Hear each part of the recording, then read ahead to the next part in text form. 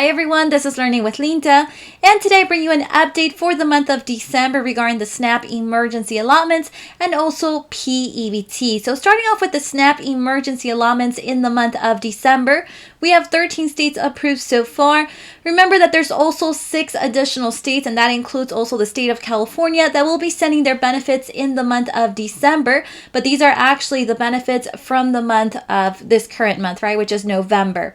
We're also regarding P-EBT. Now, if you live in the state of Arizona and you have school-age children, highly recommend for you to check your mails because some families are starting to receive their P-EBT cards this week or next week. So make sure you guys stay until the end of this video to ensure that you receive this information.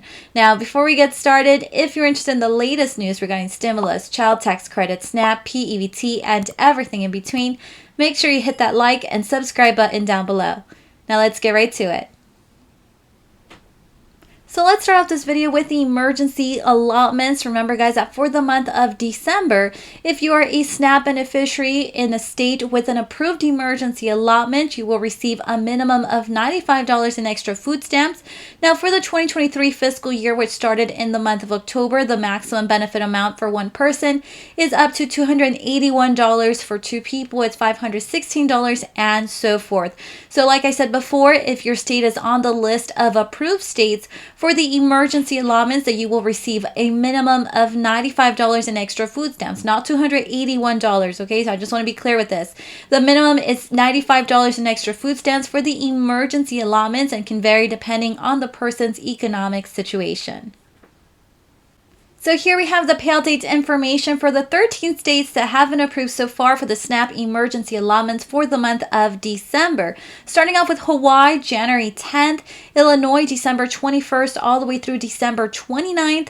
We also have Maine, December 9th. Maryland's also on this list, December 4th through the 23rd. New Hampshire, December 1st or December 16th. New Jersey, December 1st through the 5th. New Mexico, December 1st all the way through December 31st. Oklahoma, December 10th through the 15th.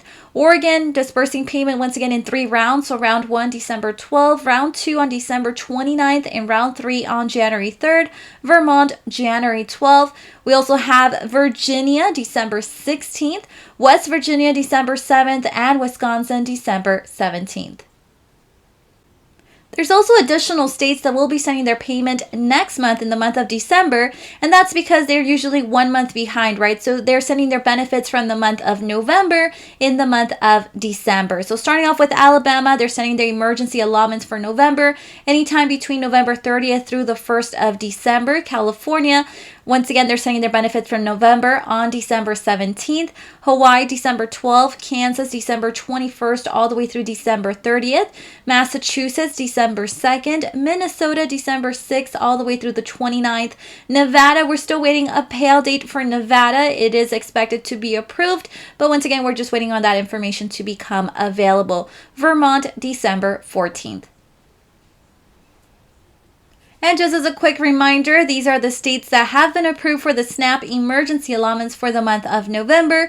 We have Colorado on this list, Connecticut, Delaware, D.C., Illinois, Louisiana, Maryland, Michigan, New Hampshire, New Jersey, New York, New Mexico, North Carolina, Ohio, Oklahoma, Oregon, Pennsylvania, Rhode Island, South Carolina, Texas, Utah, Virginia, Washington, West Virginia, and Wisconsin.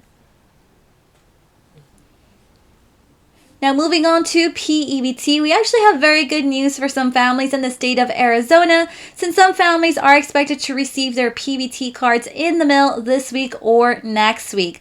Eligible students will receive a one-time summer P-EBT benefit in the amount of $391 for the months of June through August of 2022. Now, you will receive a P-EBT card in the mail in your student's name. You will receive a letter in the mail with instructions about how to set up your PIN to use your P-EBT card. So to use your student's P-EBT card, you must set up your own personal identification number, otherwise known as your PIN, for your card. The website and customer service phone number are listed in the back of your card in case you need that. Now, if you're wondering what your card will look like, here's pretty much a picture of what that P-EBT card can look like. And like I said, it's going to be arriving in the mail very soon. And just as a quick reminder, this update is specifically for those kids that are in school age, right? Meaning kindergarten through 12th grade. Now let's talk about something very important, you guys. Unfortunately, food stamp scams are actually on the rise. So here I wanted to bring you information as to how you can protect yourself from being scammed. The United States Department of Agriculture, which is the USDA, which oversees the SNAP benefits, issued 2 warnings in the month of October about food stamp scams. So SNAP benefits are commonly dispersed onto electronic benefit transfer cards, or the EBT cards, right? Though this option makes it convenient for recipients to access their funds, it's also made them vulnerable to fraud, unfortunately. So in October, the USDA released reports about 2 types of SNAP benefit scams. One of them is the SNAP EBT card skimming scam alert, and the number 2 is the SNAP phishing scam alert. So let's talk about the first type of scam, which is a SNAP EBT card skimming scam alert.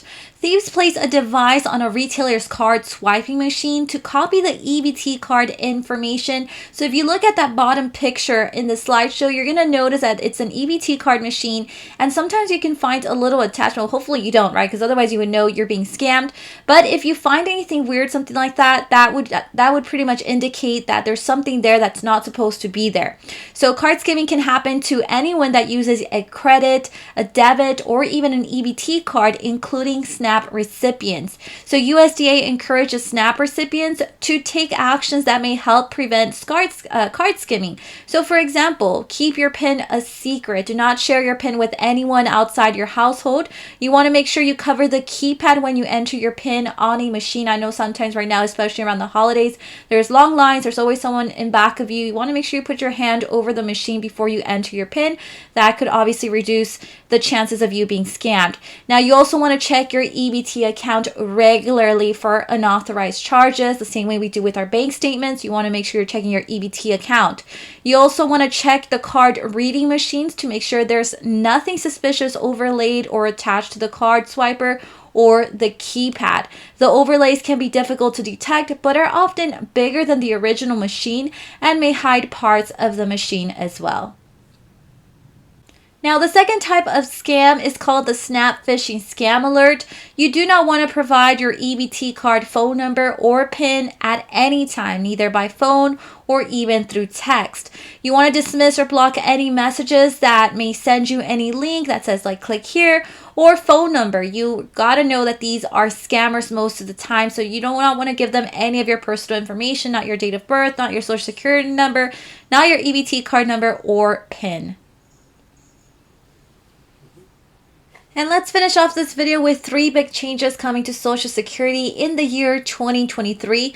First off, the benefits are going up thanks to the cost of living adjustment, otherwise known as the COLA. Now, existing beneficiaries are expected to receive an 8.7% increase to their payments in the coming year of 2023 thanks to the program's annual inflation adjustment.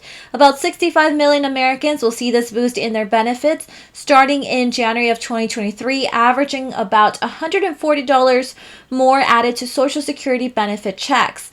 Now, the number two big change is recipients may see a slightly larger boost due to Medicare Part B premiums going down in the coming year.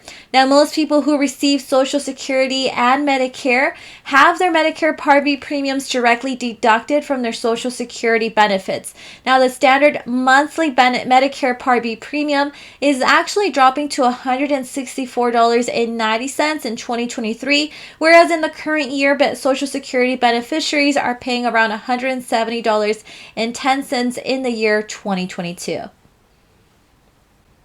And in other good news, if you're also claiming your benefits before the full retirement age, the exempt amounts for 2023 are also increasing. So if you start collecting Social Security before the full retirement age, you can earn up to $1,770 per month, which is around $21,240 per year in 2023 before the Social Security Administration will start withholding the benefits. So in 2022, the maximum exempt earnings were $1,630 per month, which is about $19,560 per year. And that is all the updates that I have for today. Remember to turn on your notification bell button to know when I have uploaded a new video. See you guys next time.